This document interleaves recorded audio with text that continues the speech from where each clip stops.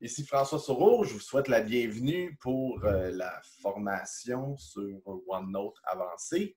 J'espère que vous allez bien tout le monde. Alors aujourd'hui, on a un système un peu différent qui est plus dans un format de, au lieu d'être webinaire, qui est plus un système Zoom de réunion. On a choisi ça parce que c'est plus interactif, parce que c'est plus dans un format d'atelier, ce que je vais vous montrer aujourd'hui. Donc, je vais m'assurer que vous puissiez bien suivre mon écran. Puis l'autre système fonctionne bien dans un format webinaire qui est très unique et c'est-à-dire qui se fait automatiquement, mais pour faire des démonstrations live, c'est beaucoup, beaucoup moins efficace. Donc, je vous souhaite la bienvenue. J'espère que le système va bien fonctionner pour tout le monde et que vous allez bien pouvoir suivre la présentation comme telle. Alors, je suis en train de voir un peu plus ici au niveau du système pour voir au niveau de l'interface. Alors, je vois pas mal tout le monde ici. C'est fantastique. On a une trentaine de personnes, 31 participants. Donc, il y a quelques personnes qui vont peut-être joindre dans les prochaines minutes. Alors, on va avoir le plaisir de passer ensemble. On va passer 1h15 à peu près ensemble sur la plateforme. Alors, on va pouvoir faire le travail de présentation plus qu'ordinaire. Alors, on va s'assurer de passer un beau moment ensemble. Je reconnais beaucoup de noms, donc c'est super. Je pense qu'il y a des gens qui reviennent. C'est quand même bon signe. C'est le fun de voir que vous revenez suite à une première et deuxième expérience ensemble. C'est toujours un peu... Je commence à m'habituer au concept de faire des webinaires comme ça. Donc, jusqu'à date, si je regarde un peu le sondage, il y a 22 personnes qui ont répondu sur les 35 participants. 14% des gens ont un usage quotidien, puis ça fait plus d'1 an qu'ils l'utilisent. 9%, donc 2 personnes ont répondu qui ont quelques mois puis l'utilisent régulièrement, mais 6 mois, moins de 6 mois et un usage hebdomadaire, on a 14%. Puis on a quand même 5 personnes qui ont peu d'expérience ou un usage occasionnel. Donc, ça nous donne quand même beaucoup de gens qui n'ont pas une grande expérience. Donc, le cours aujourd'hui, l'atelier va être un peu plus avancé. On a fait une première session ensemble qui était débutante. Donc là, on va être dans des trucs un peu plus avancés, comme je viens de dire. J'ai des gens qui viennent de se joindre aussi. Là, ce n'est pas tout le monde qui a répondu au sondage, mais ça me donne une idée un petit peu. Donc, on a plus que la moitié des gens qui n'ont pas de connaissances ou qui n'ont pas suivi de formation OneNote. Donc, je vous le dis pour ceux-là ou celles-là, ça se peut que le cours soit un petit peu rapide. Donc, si c'est le cas, on va vous offrir d'autres opportunités de formation pour revenir à la base, aux besoins. Et j'espère que vous allez y trouver votre compte, que vous allez aimer la présentation. Aussi, cette présentation, présentement, elle est enregistrée. Donc, vous allez pouvoir y avoir accès par la suite, comme vous avez participé présentement dans l'événement. Donc, je vais terminer. Excellent. Donc, allons voir. On retourne ici. Donc, il y a quand même plusieurs personnes qui ne connaissent pas Improve. Je vais aller très rapidement. Je vais prendre 30 secondes. Donc, on est une firme où on a fait des centaines de formations depuis 2010 maintenant, presque 10 ans. On a une centaine d'entreprises. On fait beaucoup de corporatifs. En fait, plus de 95% des formations qu'on fait, c'est des cours qui sont donnés en privé dans les entreprises. On commence tranquillement à augmenter le niveau de nos, je dirais, de notre présence sur le web. Nouveau canal YouTube. On a LinkedIn, une présence sur Facebook où on commence de plus en plus à se faire connaître un peu plus large. Mais je vous dirais, la majorité des gens nous connaissent par des ventes, soit corporatives, d'entreprises, bouche à oreille, etc. Donc, c'est quand même, je pense, une belle réussite québécoise qu'on a réussi à mettre en place. Et puis, on est vraiment spécialisé dans la gestion du temps et l'efficacité au quotidien. Donc, ça, c'est notre belle équipe. Il y en a 2 personnes qui se sont rajoutées depuis cette photo-là, donc elle n'est même pas la plus à jour, mais l'équipe grandit, c'est vraiment le fun. Rachel qui est là, qui nous aide à faire, la présentation et la coordination de tous les événements. On voit Benoît ici, moi qui est au milieu et Jimmy, donc super content de l'équipe. Et ça, c'est quelques-unes des organisations avec lesquelles on travaille toutes les semaines ou presque qu'on a servi. Ça, c'est juste celle dans les 2 dernières années qu'on dessert. Vous voyez, c'est différents environnements. On a de la grande entreprise. On a aussi plusieurs petites entreprises qu'on ne peut pas lister toutes ici, évidemment. Mais on a quand même un beau parcours. Et on fait autant des formations qui sont comme celle-là, plus générales, accessibles à tous. Puis on fait aussi du personnalisé. Donc, quand il y a des besoins précis, on est là, on est capable de faire ça. On fait aussi dans le format coaching mentorat. Donc, une fois que la personne suit une formation comme celle que vous suivez aujourd'hui, on fait aussi des services de coaching vraiment ciblés sur une plateforme comme ton Outlook ou OneNote, par exemple, puis bien m'aider une demi-heure, 1 heure pour démêler certains trucs. Donc, ça, c'est quelque chose qui est souvent vraiment le fun. Et on a du contenu en ligne qui est exclusif et qu'on s'assure d'être captivant.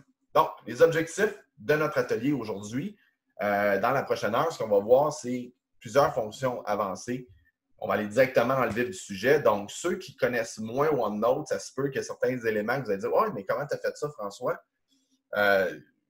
C'est ça, c'est un cours intermédiaire. Donc, on assume que vous avez quand même une connaissance de base. Si ce n'est pas le cas, prenez des notes.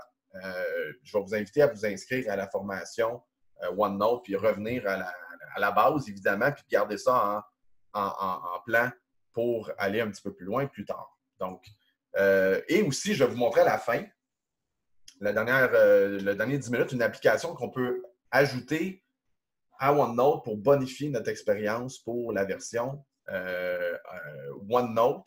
Alors là, ça fonctionne pour ceux qui ont Office 365, donc la version la plus récente d'Outlook téléchargeable, qui est OneNote 2019, OneNote 2016, pardon.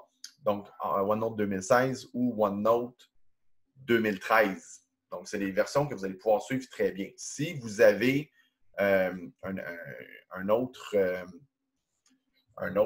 version 2010 ou même 2007, bon, ça peut fonctionner quand même, mais vous allez avoir de la difficulté à vous retrouver sur l'interface parce qu'il y a beaucoup changé depuis ce temps.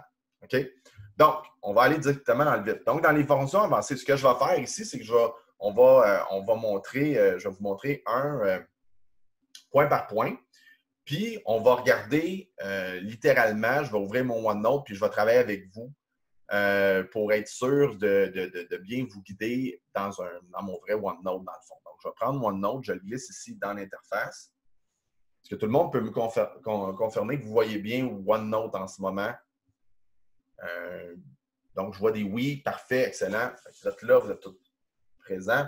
Donc, évidemment, j'avais déjà donné un cours OneNote de base, donc comment créer un bloc-notes, on ne fera pas ça. Maintenant, ce qui est important, je pense, dans cette première étape-là, c'est de différencier 2 types de prise de notes qui sont fondamentales. Donc, ici, j'ai un exemple de prise de notes où je vais faire une structure où je vais avoir une prise de notes qui va être basée sur des concepts précis. Donc, dans l'exemple qui est là, vous avez comme admin, ressources humaines, équipe de vente, finances, budget. Et je vais être capable de faire des dossiers, des sous-dossiers pour pouvoir me structurer et d'avoir une logique qui va être vraiment axée, non pas sur les moments où j'ai écrit, mais vraiment axée sur des sujets particuliers.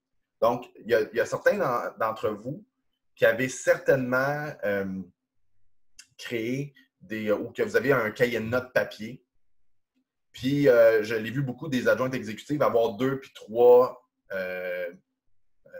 différents cahiers de notes à ce moment-là, de différentes thématiques. Fait que, un pour tel comité, un pour les notes avec mon patron, puis l'autre avec telle rencontre, puis vous naviguez là-dedans. C'est un peu ça l'idée. Je peux avoir différents blocs-notes ou des sections. C'est comme si dans mon bloc-notes, j'aurais une section, puis je peux le réorganiser. Maintenant, l'autre façon, ce que je peux faire, donc je vais créer un autre exemple ici. Fait que je vais aller dans le fichier nouveau. Je vais créer un nouveau fichier pour le but de l'exercice. Fait que je vais aller dans OneDrive. Je vais m'en mettre un ici de base. Puis, je vais appeler ça, par exemple, bloc-notes TAPSAQ. Bon. Là, je vais créer un bloc-notes sur mon OneDrive.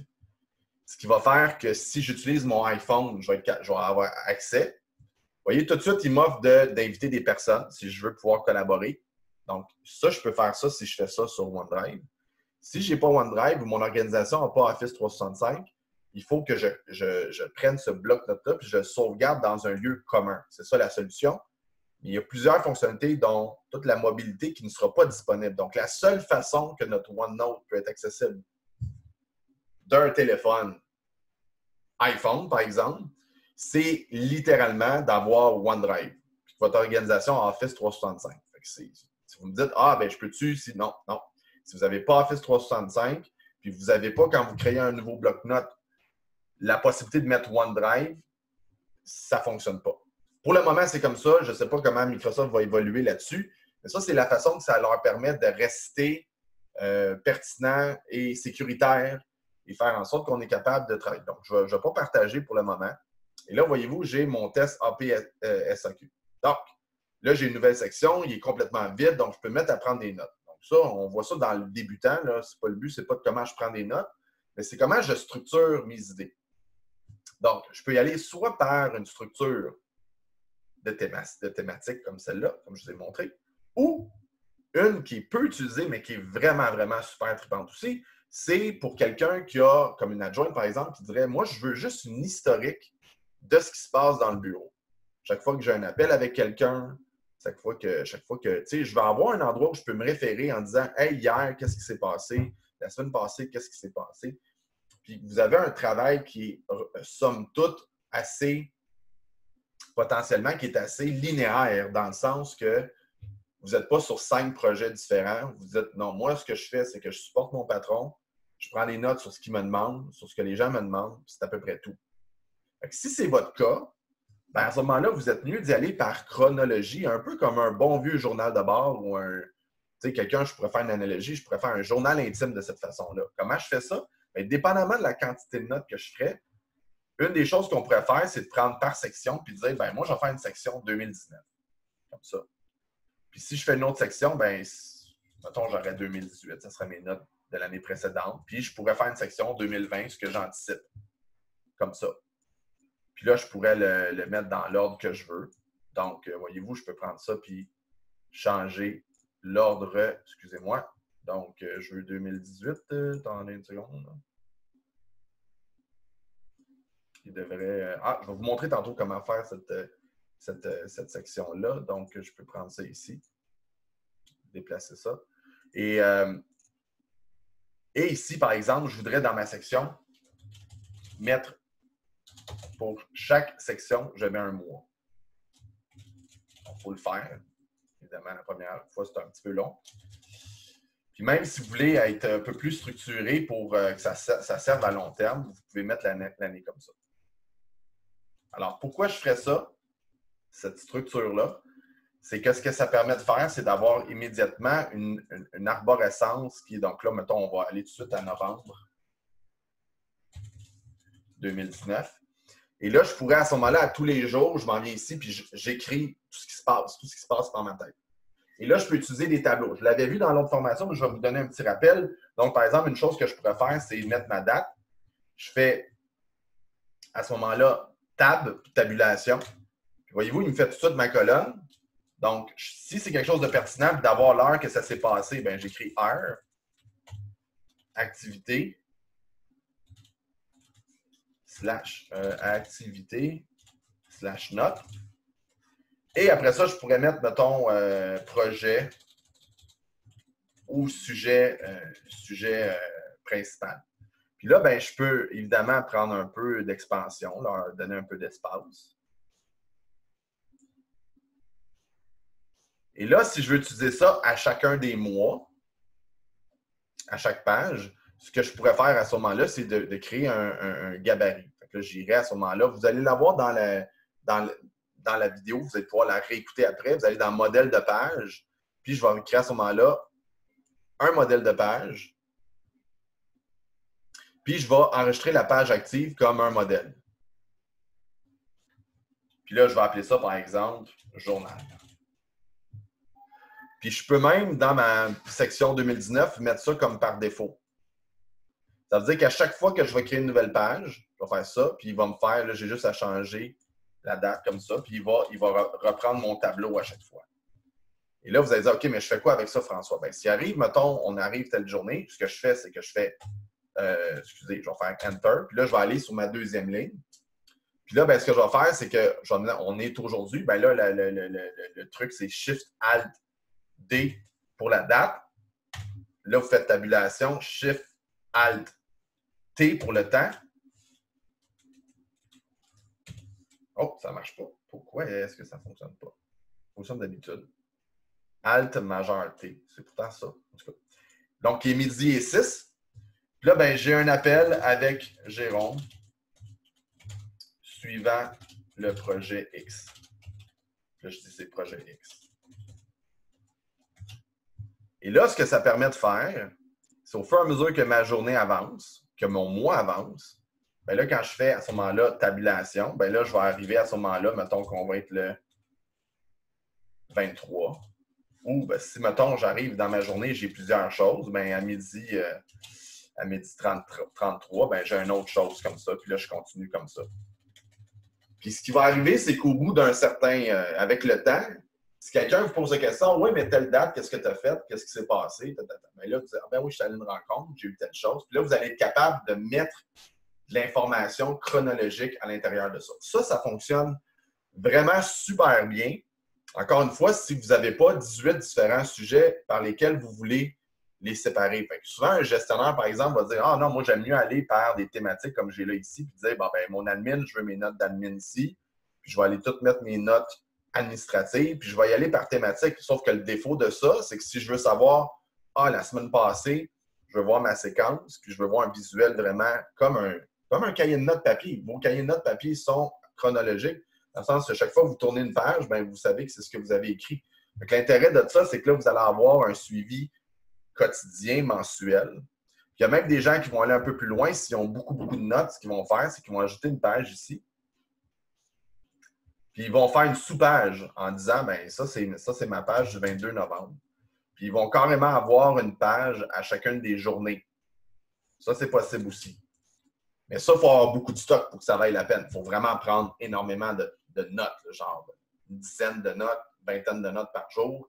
Là, ça devient intéressant de le faire de cette façon-là. Alors, petite question aussi, je vais faire un petit sondage vite, vite. Alors, retourner dans mes fonctions ici. Donnez-moi un petit moment.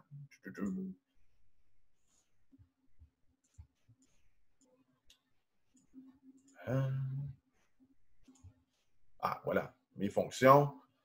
Paul, voilà. Alors, je veux savoir, ça, ce que je viens de vous montrer jusqu'à date, est-ce que c'est quelque chose qui pourrait être utile de pouvoir faire cette nuance-là? Donc, vous avez une zone de vote, de pouvoir faire cette distinction-là et d'être capable d'aller soit par thématique ou de faire un chronologique. Juste me donner une petite idée. Donc, fantastique. Fait que ça semble être pas mal, presque unanime. Oui, un peu ou absolument. Donc, ça va varier un peu selon votre rôle, j'imagine.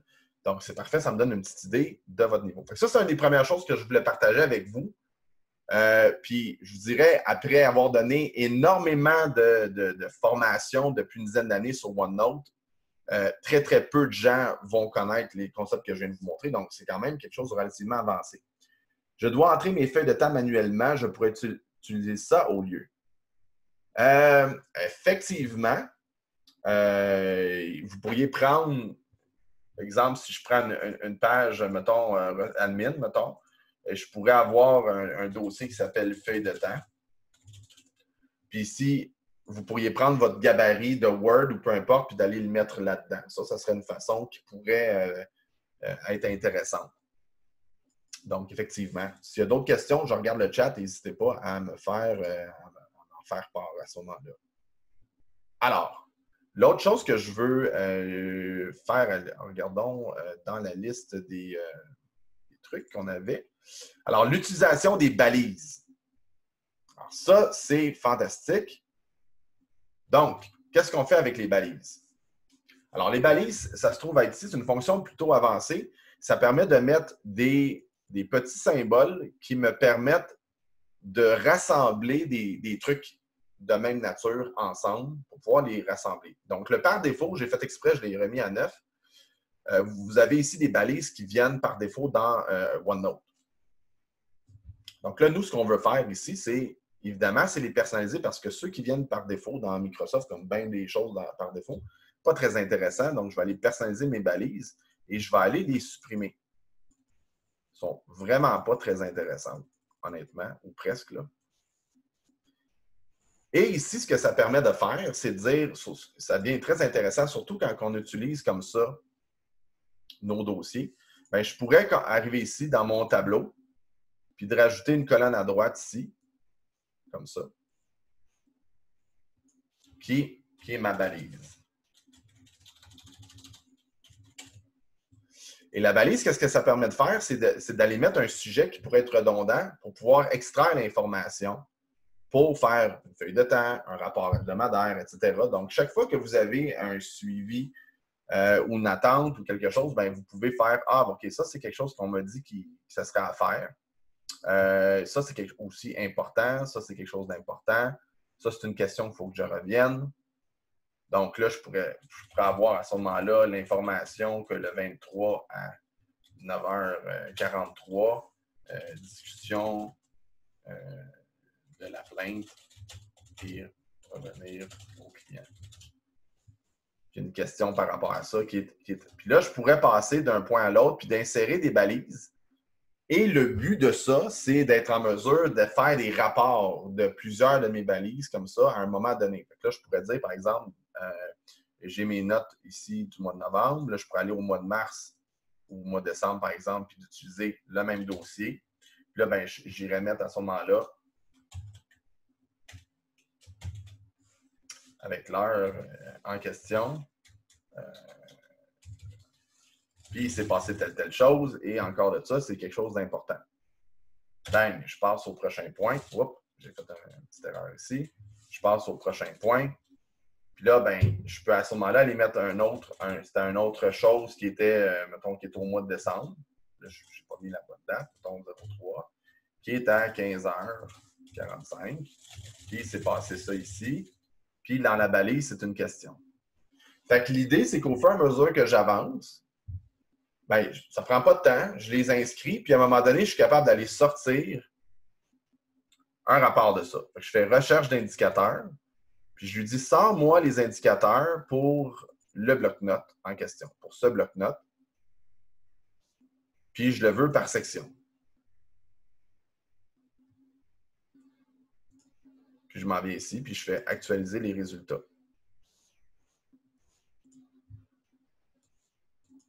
Là, je ne sais pas pourquoi. C'est comme s'il n'avait pas inscrit les informations. Les balises sont pourtant là.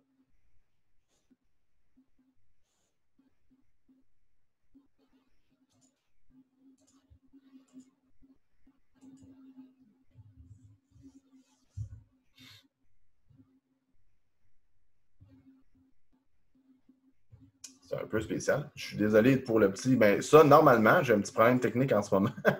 Donc, ça fait un peu poète-poète, mon exemple. Mais l'idée, c'est que normalement, ce que je verrais, ce serait le rapport de toutes ces balises-là. Puis, je pourrais avoir à ce moment-là une synthèse. Ce que je vais faire, je vais fermer OneNote, puis je vais le réouvrir. Donnez-moi une petite seconde. Il y a peut-être juste quelque chose à ce niveau-là qui ne fonctionne pas. Essayons de voir si c'était ça. Ah, il semble avoir une petite erreur. On voit un petit message d'erreur ici. Bon, il y a peut-être de quoi qui ne fonctionne pas en ce moment. Donc, dans la façon que j'ai supprimé les balises, mais je vous dis, ça ne sera pas un problème. Donc, l'idée ici, c'est de pouvoir rassembler les trucs. Et je le vois dans plusieurs entreprises quand ils sont en mesure de rassembler sur des projets donnés. Donc, je pourrais prendre une balise et dire, mettons, ben, mon projet, ma convention nationale. J'arrive ici, je crée une nouvelle balise. Convention annuelle. Puis ça, ben, toutes les choses qui concernent la convention annuelle, je leur donne un symbole.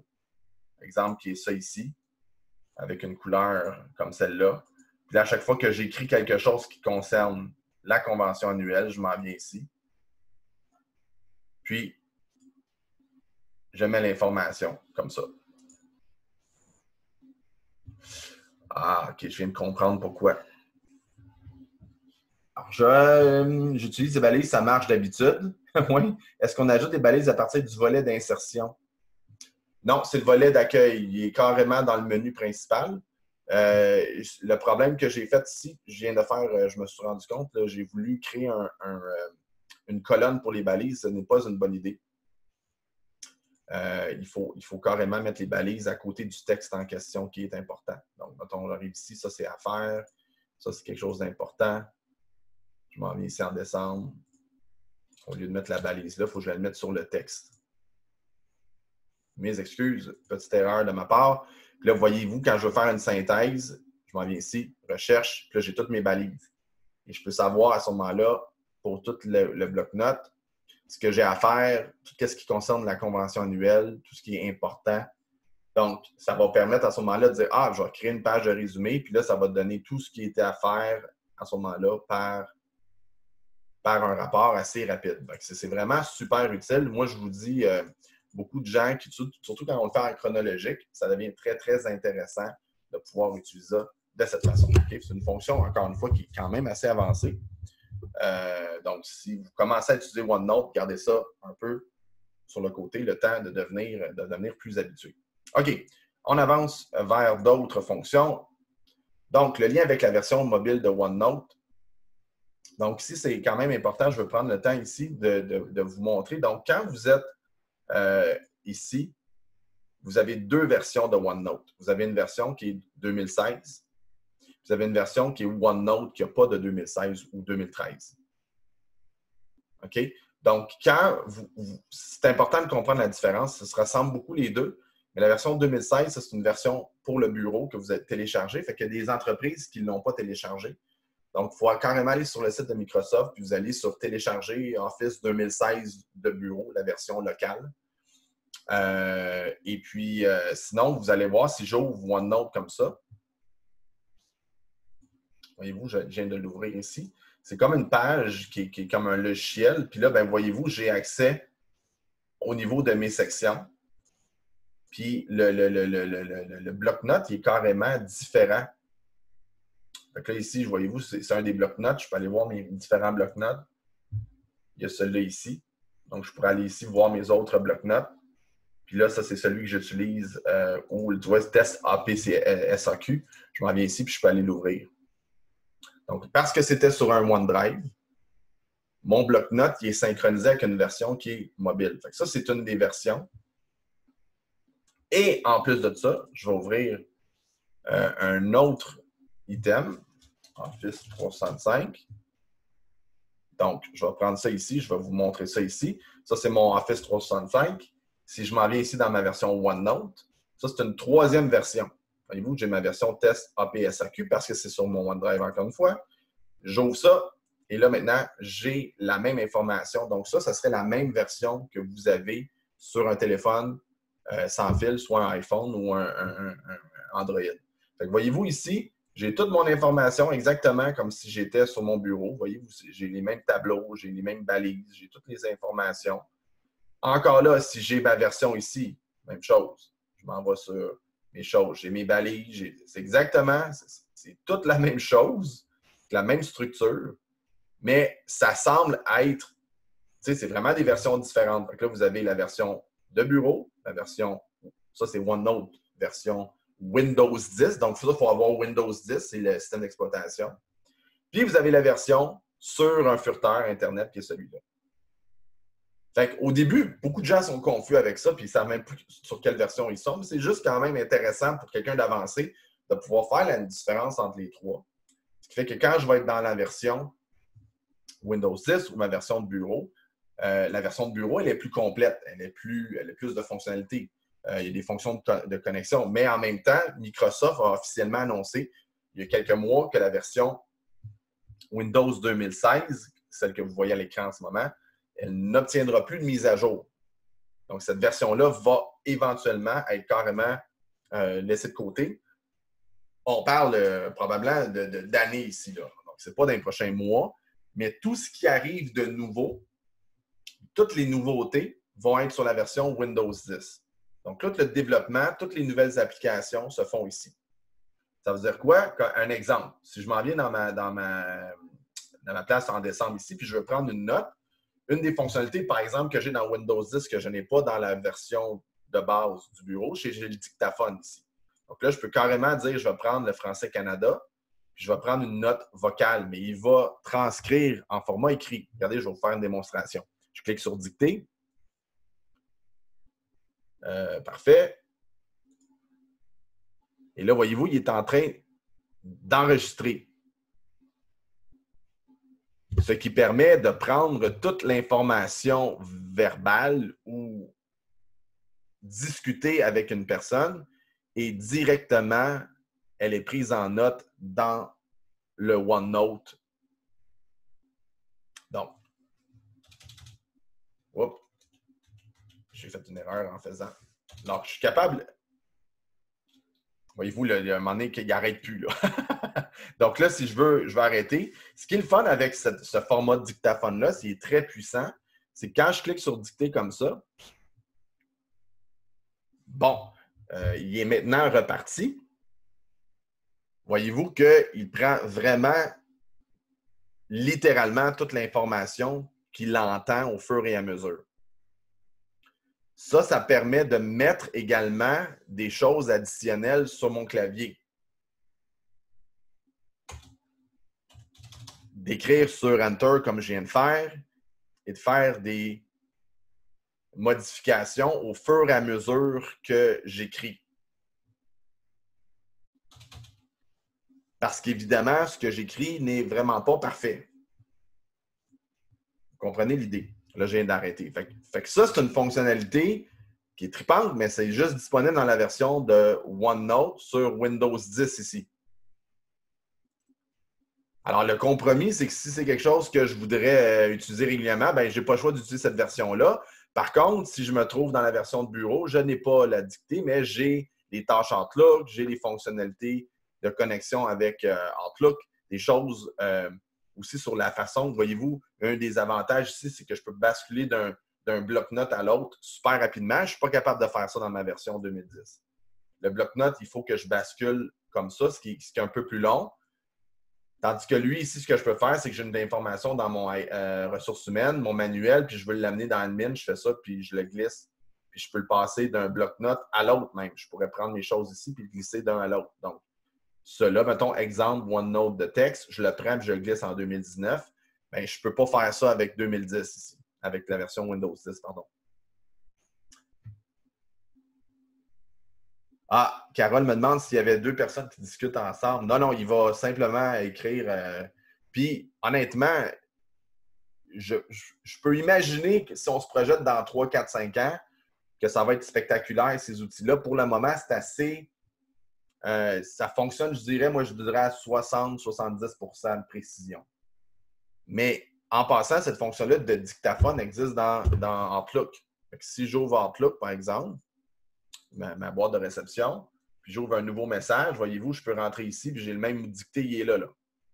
En français, mais j'utilise ça tous les jours. Là. Je m'en viens ici, puis je fais comme « Bonjour Sylvie ». Et ensuite, je peux rajouter les accents, les virgules et toutes les informations additionnelles qui pourraient être intéressantes. Là, voyez-vous, j'ai fait une erreur de frappe. Bien là, je peux la modifier en train de discuter, etc. Fait que voilà, je vais l'arrêter, mais vous comprenez l'idée. Fait que c'est super intéressant. Moi, j'aime beaucoup, beaucoup ça. Je l'utilise. C'est une fonction qui s'apprend Office 365. Donc, si vous l'avez à votre organisation, ben c'est un des avantages des versions récentes. OK, on retourne. Donc, si on va avec la fonction de la distinction, je vais refaire un petit sondage rapide. Je suis curieux de voir ce que je viens de vous montrer, si c'est quelque chose d'utile de pouvoir distinguer Windows 10 de la version mobile, etc. Donnez-moi un petit moment, je vais retrouver mes contrôles. Attendez, voilà.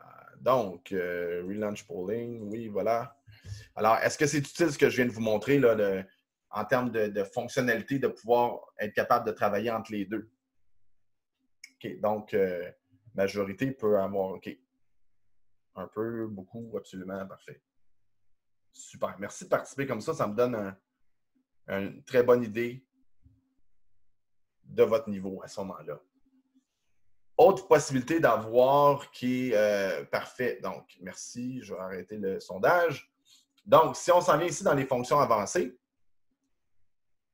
on s'en vient à ce moment-là dans la traduction de vos notes. Alors ça, c'est une fonction qui est vraiment, vraiment intéressante dans Office 2016. Donc, par exemple, si je prends une note ici qui, je vais prendre un exemple, j'ai-tu du texte à quelque part? Bon, mettons, j'ai ce texte-là ici. Je vais aller le mettre ici. C'est en anglais. Et là, vous avez pris des notes en anglais, vous voulez les traduire. Ben, les gens souvent ne savent pas que c'est disponible, mais si vous êtes dans Révision, vous avez un outil de traduction ici que vous pouvez traduire le texte sélectionné comme ça. Voyez-vous?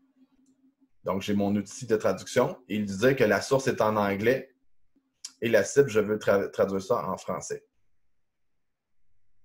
Et je viens d'insérer et voilà, mon texte est en français.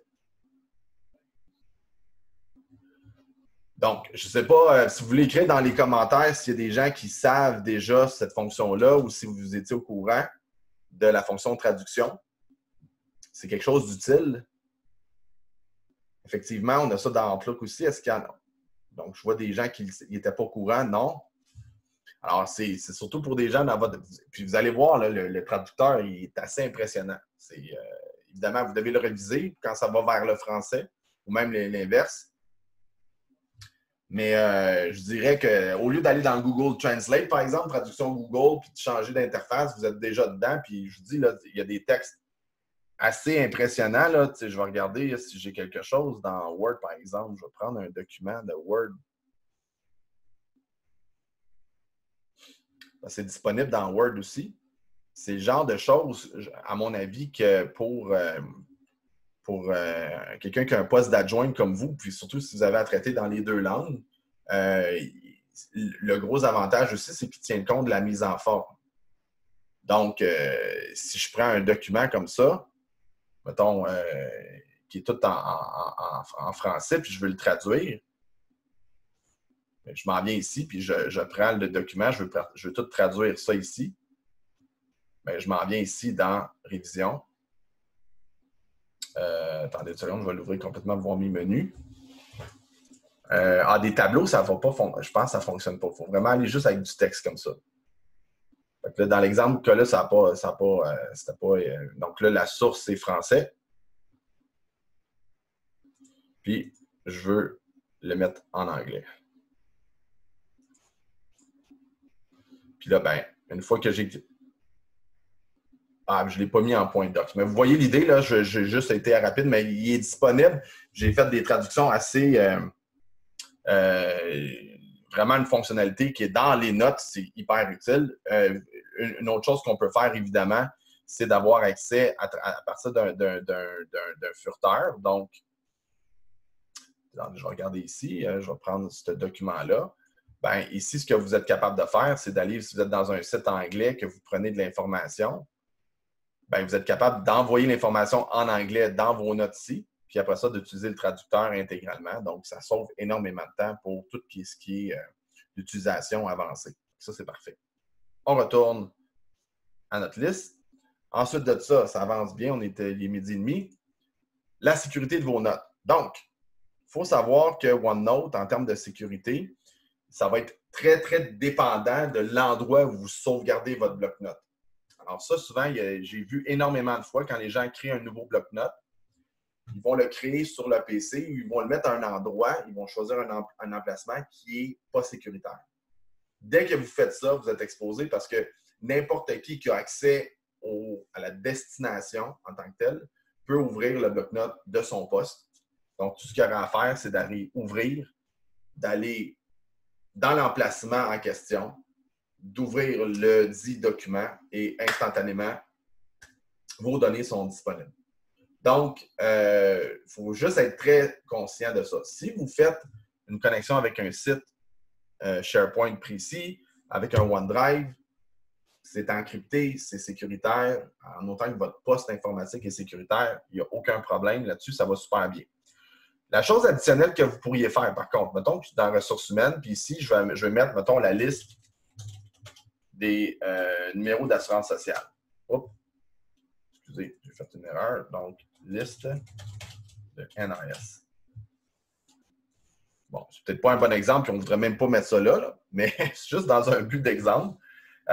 équipe X, mettons, puis je veux aller mettre cette information-là. Donc, je vais mettre nom de la personne, département, puis NIS. Puis là, ben, je prendrais toute l'information des gens et je voudrais juste avoir ça, mais ça, même si n'importe qui tombe dans mon OneNote ou si je laisse ouvert quelques instants, je ne veux même pas que ça soit accessible. Ce que je peux faire un bouton de droit ici, puis je peux aller protéger une seule section. Donc, souvent, les gens me posent cette question-là, c'est comme François, est-ce que je suis capable de prendre une section et partager juste une partie de mon bloc-notes? Comme, mettons, dans Online Training ici, est-ce que je peux partager juste département, puis le reste serait, mettons, employé serait sécurisé? Non, on ne peut pas le faire. Par contre, ce qu'on peut faire, c'est qu'on peut bloquer certaines sections comme celle-là. Je peux dire protéger la section par un mot de passe. Je définis un mot de passe. Donc là, je vais remettre 1, 2, 3, 4, 5. 1, 2, 3, 4, 5. Donc, j'ai accroché. Et après ça, là, si vous perdez, oubliez votre mot de passe, OneNote ne pourra récupérer vos données. C'est vraiment, c'est ça, c'est comme, vous perdez la clé, c'est fini. Et là, après ça, si je fais tout verrouiller, voyez-vous, cette section est protégée par un mot de passe. Ça peut être définitivement très intéressant si vous avez de l'information sensible. Puis même si quelqu'un tomberait sur votre OneNote ou jetterait un coup d'œil, vous voulez juste vraiment éviter une erreur, ben, je m'en viens ici. Puis là, ben, je m'en viens ici, je veux ouvrir, je n'ai pas le choix, il faut que je fasse. Je mets mon mot de passe, puis là, je vois l'information. Donc, je ne sais pas si c'est quelque chose qui va être utile et c'est quelque chose que vous allez pouvoir utiliser. Je pense que dans beaucoup de cas, si vous partagez vos blocs-notes avec d'autres, ça devient aussi une autre place qui peut ajouter de la sécurité. Oui. Peut-on protéger une section, mais empêcher d'autres personnes de le modifier? Non, c'est ça. OneNote, c'est un logiciel de prise de notes. Donc, automatiquement, si vous donnez accès à un bloc-notes à une équipe, ben, les gens sont en mesure d'inscrire l'information. Absolument. Vous êtes capable, par exemple, quand vous invitez. Donc, si je m'en viens dans mes bloc-notes ici, je peux inviter des personnes au bloc-notes, comme ça. Puis, quand j'invite à une personne, je pourrais changer son niveau d'accès. Donc, peut modifier ou juste peut afficher. Donc, ça, il faut vraiment le faire lorsque vous allez ajouter quelqu'un, puis vous le partagez. Vous pouvez dire à la personne, ben oui, je te donne accès à mon bloc-notes, mais je te le donne juste en affichage. Donc, ça, c'est un niveau de sécurité aussi que je peux adresser un peu différemment. Mais sinon, je peux aller section par section, puis de mettre des mots de passe différents. Et si mon bloc-notes est partagé, ben, tous les intervenants vont devoir, à ce moment-là, aller connaître le mot de passe pour aller ouvrir la section. Peut-on protéger une section? OK, ça, c'est bon. Cool, merci. Super, j'ai commencé un guide, mais je ne veux pas que quelqu'un le modifie. Ah, merveilleux. Donc, ça peut être intéressant. C'est sûr que OneNote est très, très fort si vous avez un contexte où vous voulez collaborer. Hein? Donc, c'est sûr que la collaboration puis de bloquer, ce n'est pas vraiment super utile. Moi, ce que je vous dirais peut-être, ce que vous pourriez faire, c'est à l'intérieur de OneNote d'avoir une zone où les gens peuvent prendre des notes à propos d'un document. Mais ce que vous pouvez faire, mettons, dans l'équipe ici, si vous avez des choses à inscrire, ben, c'est comme, s'il vous plaît, réviser et donner un commentaire ici. Puis là, ben, je pourrais aller mettre l'information puis dire, bon, ben, je vais aller insérer un lien hypertexte, puis j'irai insérer un lien, mettons, vers ce document-là. Puis là, ben, ce document-là pourrait être un document que lui, je donne seulement un accès de lecture. Donc, ça serait le compromis, je pense. Je pense que c'est Carole qui m'a posé. Oui. Carole, ce que je ferais, c'est je mettrais le guide en lien hypertexte vers un endroit de collaboration. Et à ce moment-là, ce qu'on ferait à ce moment-là, c'est que la zone de notes, elle peut être modifiée. Fait que la personne pourrait dire « Hey, bonne idée, là. » Là, tu verrais chaque personne dire leur commentaire, puis tu pourrais à ce moment-là le modifier à ta guise. C'est bon? Super. Isabelle, peut-on insérer un lien vers un répertoire? Absolument. Absolument. Je suis allé un peu vite, là, mais ce qu'on peut faire, c'est quand j'arrive ici dans un lien, je peux faire ça ici, puis je fais un lien vers, mettons, le lien Adobe. Oh, attendez une seconde, je me suis même trompé. OK, si je fais ça comme ça, Mettons, test dossier. Là, donc, pour le générer, le lien, ça prend un document, comme on voit, mais je peux rentrer dans l'adresse puis rentrer sur le document comme essayons, je me trompe peut-être. Faisant ça comme ça. Voilà. Donc, tout ce qu'il faut faire, c'est de choisir un document dans le dossier qu'on veut partager. Et voilà, ça m'ouvre le document en question. Est-ce qu'Isabelle, ça va? Est-ce que j'ai été clair dans mon explication?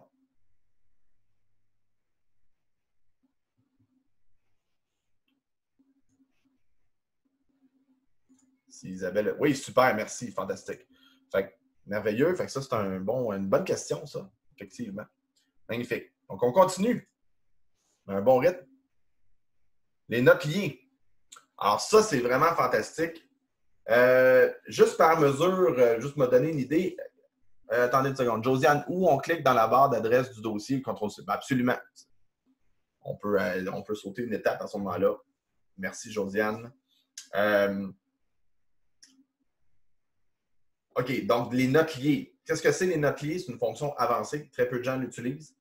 Mais des gens comme vous dans l'équipe, admettons que vous recevez un PowerPoint dans un contexte donné et vous voulez prendre des notes à propos de ce PowerPoint-là ou de ce document Word ou du guide qu'on parlait tantôt. Mais vous ne voulez pas mettre des commentaires à l'intérieur. Vous voulez que ça soit à propos du document, mais pas dans le document. De ma connaissance, il y a beaucoup d'adjoints que ça, c'est super intéressant potentiellement. Donc, je vous montre comment ça fonctionne. Alors, je vais créer une nouvelle page. Et là, je vais prendre, mettons, note à propos du PowerPoint. XYZ. Et là, ce que je vais faire ici, c'est que je vais aller dans, à ce moment-là, révision, et je vais faire note liée. Ça, c'est une façon, qu'est-ce que ça permet de faire? C'est d'aller prendre une note liée vers un document ou vers une zone. Ça a ouvert cette zone-là. Et je peux aller prendre des notes à propos d'une section. Dire, à propos de François Soro, par exemple. Et là, la note, elle apparaît dans mon autre fenêtre. C'est un peu ici. Donc, voyez-vous? Ça me permet d'aller prendre des notes à propos de ça. Et il va y avoir un lien avec cette note-là. Mais plus intéressant que ça, je vais fermer ça ici, c'est que je peux passer à l'inverse. Je vais aller à la place dans un PowerPoint. Là, ça va mal parce que j'en présente un en ce moment. Je vais quand même prendre le temps de le faire ici. Donc, je vais amener le PowerPoint que je suis en train de vous présenter. Et ici, dans Révision, j'ai un bouton aussi qui s'appelle Notes liées. Ça existe dans Word et dans PowerPoint. Donc, si par exemple, je suis en train de réviser une formation, puis je veux prendre des notes, mais je ne veux pas aller dans Nouveaux commentaires, puis que là, le commentaire apparaît pour tout le monde. Je ne veux pas ça, je veux que ce soit des notes pour moi. Donc, dans le cas qui est là, je vais aller effacer ça. On va effacer le commentaire. Donc, je ne veux pas ça, je veux faire note liée. Donc là, qu'est-ce qu'il est en train de faire? C'est qu'il est en train de connecter ce PowerPoint-là à ma page notes à propos du PowerPoint. Ou je peux aller dans ma séquence ici, puis je pourrais aller sélectionner la page qui m'intéresse. OK? Donc, là, le cas qui est là, c'est cette note-là que je veux faire. Donc, je vais faire OK. Voyez-vous qu'en ce moment, toutes les notes que je prends à propos du PowerPoint vont se faire ici. Il y a une note, voyez-vous, il y a un petit icône de PowerPoint qui est ici. Là. Puis ça me dit à quelle page je suis en ce moment. Regardez bien, mettons que je m'en viens, puis je m'en viens à la page 3, puis page 3, il n'y a pas de problème, tout est beau. Ah! Là, je m'en viens ici, puis j'aimerais ça réviser la photo avec les nouveaux membres. Puis après ça, j'avance. Puis là, je fais comme, maîtriser, comme ajouter d'autres arguments. Plus percutant. Fait que vous voyez, genre, là, je prends des notes à propos du PowerPoint. Fait que là, je vais ressortir, je vais enlever le PowerPoint, je vais l'enlever de là, je vais enlever cette note-là. Et là, voyez-vous ici, maintenant, les notes que j'ai prises sont là, ici. Et exceptionnellement, ben, voyez-vous, j'ai une petite zone ici qui me dit qu'il y a un fichier lié qui est cette présentation-là. Puis mes notes sont là. Puis là, ça se fait, ah, réviser la photo des nouveaux membres. J'ai une petite faute, je suis allé vite un peu. Puis ici, ça m'indique, regardez, ça m'amène au PowerPoint en question. Je peux cliquer là-dessus. Et là, il vient d'ouvrir là, le PowerPoint qui est en train d'être présenté. Donc là, ça ne marche pas. J'aurais dû prendre un autre exemple, mais vous comprenez l'idée, c'est que là, il ouvrirait directement cette page-là. Puis ici, ben, je vois que c'est telle page. Puis je peux continuer de prendre des notes de cette façon-là. Extrêmement, extrêmement, extrêmement utile, je pense, pour votre domaine. Donc, encore là, ça ne fonctionne pas avec Excel. Ça fonctionne avec Word, puis ça fonctionne avec PowerPoint. Donc, dans le cas, quand vous voulez utiliser cette fonction-là, ce que vous faites, c'est que vous allez dans le menu, puis vous allez chercher dans Révision le note lié. J'espère que mes instructions sont assez claires. Je vais retourner ici dans notre conversation. Donc, si je viens ici, puis je vais faire un petit sondage, est-ce que ce concept-là de note liée, est-ce que c'est quelque chose qui va être utile? Je viens de faire un petit sondage. Je suis curieux de vous lire à ce moment-ci. Oui, absolument. Good. Ça, ce que je viens de vous montrer là, 90% des gens qui répondent c'est oui, absolument. Donc, c'est une fonctionnalité avancée qui est à peu près pas utilisée. Puis quand je donne des cours en général, si je ne parle pas à des adjointes ou à des gens qui ont un travail de bureau ou de révision, ce n'est pas nécessairement utile. Fait que souvent, on le passe littéralement. Donc, c'est super. Je suis content de voir que cette fonction-là va être utile pour les membres ici. Le partage de vos blocs-notes. Donc, quand vous voulez gérer votre partage de blocs-notes, alors je vais retourner dans mon OneNote. Alors, si vous voulez partager, différentes façons de vous y rendre. Le plus facile, c'est d'aller dans le fichier et d'aller dans, ici, vos différents blocs-notes qui sont ouverts, comme ça. Et vous allez commencer comme ça ici, puis d'aller partager votre bloc-notes. Puis d'aller mettre le nom de la personne. Évidemment, ça fonctionne vite comme ça, aussi rapidement, quand vous avez sauvegardé un endroit qui est partageable. Donc, soit sur le cloud avec OneDrive, dans un dossier partagé de votre entreprise, donc les dossiers Z ou Y des entreprises, mais vous avez des Share Drive qui appellent, là. Donc ça marche. SharePoint aussi, quand vous avez un lien. Donc, vous pourriez à ce moment-là le partage de cette façon-là.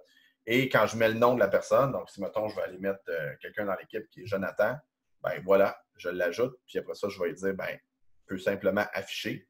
Puis, je clique sur partager. Et à ce moment-là, la personne va être en mesure d'avoir accès à l'information instantanément.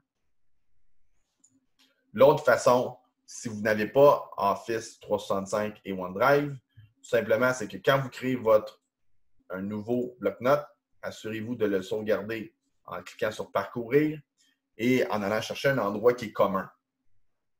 Donc, peu importe c'est quoi le Z, le V, le Y, le whatever, vous allez choisir l'endroit que vous voulez partager et l'autre personne de l'autre côté va aller dans Ouvrir, va aller chercher Parcourir et va aller chercher l'endroit en question, il va aller ouvrir le OneNote.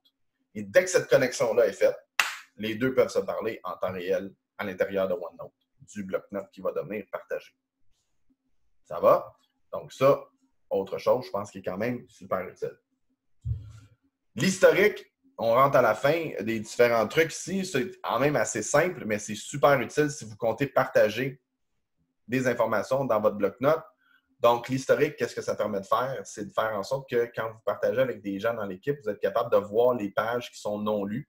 Donc, vous allez pouvoir identifier qu'est-ce qui a été ajouté depuis la dernière consultation du bloc-notes. Donc, si vous êtes une équipe de 6, vous voulez voir, OK, qu'est-ce qui a été rajouté depuis une semaine? Bien, vous allez là, puis vous allez avoir les pages non lues. Donc, vous êtes en mesure, mettons que cette page-là, vous voulez que ça soit reconnu comme non lu, bien, je la marque comme non lu. Et ce que ça donne, c'est ce look-là ici. Voyez-vous, la page, elle devient non lue. Puis là, vous regardez, faites « Ah, parfait, elle est lue. » Puis là, je fais page non lue suivante. Puis là, je passe au prochain. Fait que là, ça me permet, si je me fais une session de mise à jour de mon OneNote d'équipe, bien, je rentre. Puis là, je passe de page en non lu à non lu. Puis je peux aller voir. Normalement, je vais avoir recherché par auteur. Puis je vais avoir les auteurs qui vont être inscrits à droite. Puis là, je vais être capable de voir avec l'abréviation. Donc, moi, François Soro, ça serait FS. je verrai tout ce que FS a écrit, puis après ça, mettons Rachel Proulx, ben RP, puis je peux passer de point en point, puis d'être capable de pouvoir prendre action s'il y a des actions à prendre. Si à un moment donné, ça devient un peu confus, je peux masquer les auteurs. Puis si quelqu'un a fait une erreur que je veux éliminer ou je veux retourner à ma version précédente, bien, je peux aller chercher les modifications récentes, donc aller voir okay, depuis les 7 derniers jours, qu'est-ce qui a été fait dans ce bloc-notes-là, puis d'être capable de récupérer la version à cette étape. OK? Ça, encore là, c'est des fonctions un peu plus avancées. Souvent, les gens ne savent pas qu'ils peuvent aller faire ça. Puis quand j'ai vraiment plusieurs versions d'une page, bien, je peux même avoir version 1, 2, 3 avec des dates. Puis là, bien, je peux récupérer l'ancienne version, puis puis comme ça, avoir un accès important et très utile. La corbeille aussi, qui va permettre de conserver tout ce que dans le bloc-notes, je conserve et que je délite pour, je pense, 90 jours. Donc, ça vous donne un espace. Si jamais il y a quelque chose, vous pouvez récupérer très, très aisément l'information que vous allez avoir besoin. Et la dernière chose que je veux vous présenter aujourd'hui, je ne l'ai pas ici, c'est l'application surprise que je vous parlais. Donc, qu'est-ce que c'est que cette application-là? Donc, je vais vous la montrer à l'instant. Donc, c'est une application qui se télécharge pour la version. Attendez une seconde, je vais l'ouvrir ici. Qui s'appelle OneTastic. Donc, si vous voulez prendre ça en note, donc, vous pouvez écrire One Calendar pour OneNote dans Google. Vous allez le voir, c'est gratuit. Donc, je vous en parle. Je n'ai aucun lien d'affaires avec cette entreprise-là. C'est un programmeur qui a travaillé depuis plusieurs années chez Microsoft, puis que lui-même utilisait OneNote, puis il trouvait qu'il y avait des fonctionnalités qui manquaient dans OneNote.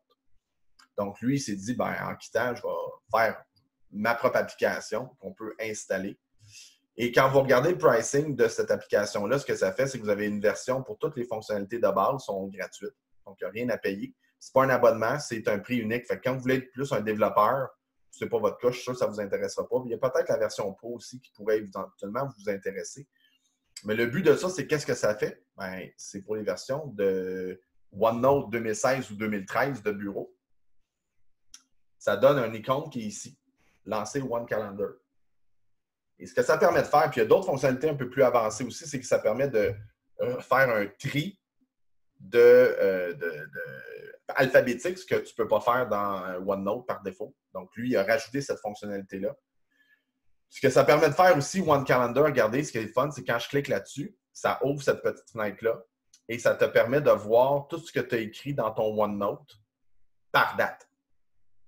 Donc, c'est fantastique. Je vous dis, là, c'est vraiment, vraiment trippant. Donc, là, c'est mon compte fake là, de cours, quand je donne une formation. Mais là, je peux voir, lundi, j'ai fait ça ici. Je fais Manage Project, puis je vais avoir toutes les informations de la page que j'ai faite lundi. Et aujourd'hui, je vois, OK, j'ai fait, François est un modifieur. Je clique là-dessus, ça m'amène. Donc, autrement dit, ça prend toutes mes informations pile-mêle dans mon OneNote, puis j'ai un affichage par date. Fait que là, je peux aller voir un historique et dire, qu'est-ce que j'ai écrit déjà en septembre? Puis en septembre, note de la présentation le 17, puis j'arrive là, puis je vois l'information que j'utilise à ce moment-là à chacune des journées. Fait que c'est vraiment, vraiment une addition gratuite, formidable. Je vous le suggère fortement. C'est robuste, ça fonctionne super bien. Puis un gratis, on aime ça.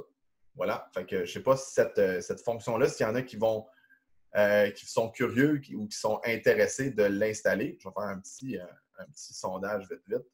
Pause. Alors, on va refaire ça ici. Est-ce que c'est une application que vous allez installer One Calendar? Donc, je vois plusieurs personnes qui disent oui, quelques personnes disent non ou un peu. Bon, voilà. Fait que si c'est quelque chose qui va ajouter de la valeur, ben tant mieux. Comme je dis, c'est gratuit, donc allez-y gaiement, aucun problème. Vous pouvez en parler. Les gestionnaires aussi qui utilisent OneNote, c'est souvent une fonctionnalité qu'ils ne connaissent pas et qui va avoir énormément de valeur également. Donc, dernier petit truc ici que je vais vous présenter. J'ai l'habitude à chaque fois de terminer mes webinaires, ceux qui me connaissent, avec une petite offre ou quelque chose, mais là, j'ai fait quelque chose d'un petit peu particulier aujourd'hui. Là, ça fait quand même la 4e session qu'on est ensemble. Alors, on a nos formations, comme j'ai mentionné, ça, c'est des exemples que vous voyez, mais nos formations ont toujours ce ton-là, c'est-à-dire d'être super pertinent, tout de point, rapide, efficace. Donc, et on a une politique que les sessions ne sont pas ennuyantes et vraiment d'avoir un lien avec les formateurs. Donc là, ici, en ce moment, on est en train de faire OneNote comme un pro. C'est vraiment là, on a un atelier, donc c'est avec des trucs avancés. C'est vraiment ce qu'on voit dans nos formations. On a la même chose avec Outlook. On a un cours d'efficacité et gestion de temps qui est là. Sur Office 365, Google, pour ceux qui ont, ce ne sera pas votre cas, mais iPhone aussi, un cours qui est en train d'être monté qui va être vraiment fantastique. Et la liste des formations, si je fais un déroulement rapidement, là, vous avez Outlook, toute la gestion de la boîte. Il y en a qui ont eu le cours. Le premier cours qu'on a fait ensemble, c'est comment vider la boîte de réception et vraiment être en plein contrôle. Je pense que ça a été un gros hit. Ça a été vraiment un super cours. L'autre cours, c'est Efficace comme un pro, celui-là, il est une formation en classe. Pour l'atteinte des buts, c'est le cours qu'on a fait sur gestion du temps, la dernière session qu'on a faite ensemble sur ce sujet, c'est un extrait de ce cours-là. On a aussi un cours sur Google, Excel, iPhone. Donc, je fais le tour rapidement. Tout ça, toutes ces formations-là, comme vous êtes des gens qui sont assidus, c'est vraiment super. Je parle à des gens dans notre domaine quand on a un webinaire qui dure 1 heure et quart, puis que 34 personnes s'inscrivent, les 34 se présentent, puis les 34 restent là tout le long. C'est vraiment rare. Je vous le dis, là, je vous remercie beaucoup. Votre implication a fait toute une différence. Puis je me sens comme, si je ne parle pas dans le vide, là, vous êtes présent, je sens votre présence. Alors, ce que j'ai offert ça à une autre organisation, puis le programme avait vraiment, vraiment résonné beaucoup pour plusieurs participants. J'ai le goût de vous l'offrir pour les gens qui viennent ici dans les sessions d'APSAQ. J'offre de devenir ambassadeur. Ça veut dire quoi, ambassadeur? C'est que tous les cours qu'on a en ligne en ce moment sont disponibles à des prix unitaires, que les prix sont là. Donc, Outlook est 497, OneNote est 297. 197 pour Teams, iPhone, etc. Toutes ces formations-là, puis il y en a d'autres qui s'en viennent, comme l'iPhone va être disponible en décembre, début janvier. Je vous offre à tous ces prix-là, toutes ces formations-là qui valent 2500, les formations en ligne pour 197 un prix unique. Puis vous avez accès à toutes les formations actuelles, futures, pour 1 an, à ce tarif exceptionnel. Non seulement ça, vous allez avoir à ce moment-là aussi accès à 30 de rabais sur les cours en classe, sur les cours live hybrides ou les coachings. Donc, dans le but de vous inclure dans notre groupe d'ambassadeurs, que vous parliez de nous, que vous soyez vraiment à l'affût de ce qui se passe. Puis, je pense que vous êtes des gens qui sont des adjoints qui sont déjà très, très avancés. Donc, d'aller vous trouver, vous perfectionner là-dessus à un coût le plus bas possible. Je pense que ça peut être une offre qui va résonner pour certaines personnes d'entre vous. Alors, sentez-vous bien à l'aise. Si ça vous intéresse, on va vous envoyer les détails par courriel avec la présentation. Donc, si ça vous tente de joindre dans le programme ambassadeur, on va vous donner tous les détails et on va être en mesure à ce moment-là de vous donner les accès à tous les contenus. Je pense que ça risque d'être bien reçu par plusieurs d'entre vous. Donc, je l'espère. Notre prochain rendez-vous, pour ceux qui vont vouloir être là, c'est un extrait du cours d'Efficace comme un pro, le 24 janvier. Donc, on a mis ça en début d'année. Début d'année, résolution, ça faire des objectifs. Donc, clarifier sa destination, c'est une partie du cours qui est vraiment beaucoup aimée. Donc, on va prendre 1 heure là-dessus en janvier. Donc, vous êtes les bienvenus, évidemment. Et gérer les communications avec la technologie. Donc, toute la séquence d'utilisation des nouveaux outils, d'utilisation de Teams, d'utilisation des chats, de toutes ces choses-là. C'est ce qui s'en vient le 10 avril. Ça, c'est la séquence qu'on a ensemble. Et puis, je pense que j'entends des bons échos, autant de la PSAQ que des gens qui participent. Votre présence, votre participation est vraiment précieuse. Là, il reste 5 minutes. Je vais ouvrir les micros. Ceux qui ont envie de poser des questions. Attendez une seconde, je regarde le... je sais qu'il y a du monde qui doit peut-être quitter, donc comment je peux réouvrir les micros tout d'un coup? Attendez une seconde. Ah, unmute all. Alors là, ben, vous pouvez vous mettre vous-même en mute si vous ne voulez pas, mais là, j'ai juste libéré la ligne. Peut-être s'il y en a qui ont des questions, je pourrais y répondre comme ça rapidement dans les 5 dernières minutes. Est-ce qu'il y a des questions? Soyez pas gênés. Il y en a qui l'ont écrit dans le chat. Je vais répondre aux gens et ceux qui n'ont pas de micro, évidemment. Très intéressant votre formation. Est-ce que le OneNote débutant va-t-il repasser? Non. Alors, c'est là que, par exemple, le programme d'ambassadeur pourrait être vraiment trippant. Vous voulez reviser OneNote, vous voulez reviser Outlook. Juste ces deux cours-là, en principe, valent 700 $ en principe, quand on les vend à l'unité. Pour 197, vous avez accès aux deux cours. Plus tous les autres cours qui vont être disponibles au courant de l'année. Donc, vous avez à ce moment-là accès à cours de OneNote. Vous allez pouvoir refaire tous les modules débutants, revoir les capsules avancées aussi, puis vous pratiquer. Super. Bien, j'ai plein de bons commentaires. Je pense qu'on est à la fin de la présentation. Les formations offertes, c'est les plus récentes, donc les versions 2016-2019. Évidemment, si vous avez 2013, vous pouvez suivre quand même pour la majorité des fonctions sans aucun problème. Si vous avez 2010 ou précédent, bien là, peut-être ça va être un peu plus difficile. Si vous pensez faire une migration bientôt, bien, ça va être pertinent de les avoir. Donc, Office 365, oui, mais même quelqu'un qui n'a pas Office 365, nous, la majorité des formations sont sur la version directement de bureau 2016, 2019 ou 2013. Donc, je vois plusieurs personnes sont intéressées à ce programme-là. Écoutez, j'espère que je vais avoir l'opportunité de collaborer avec vous encore plusieurs fois. J'espère qu'on se verra le 24 janvier pour notre session sur clarifier sa destination ensemble. Merci de votre participation. Et puis, je vous souhaite un excellent week-end. Je vous embrasse et à très, très bientôt tout le monde. Bye bye.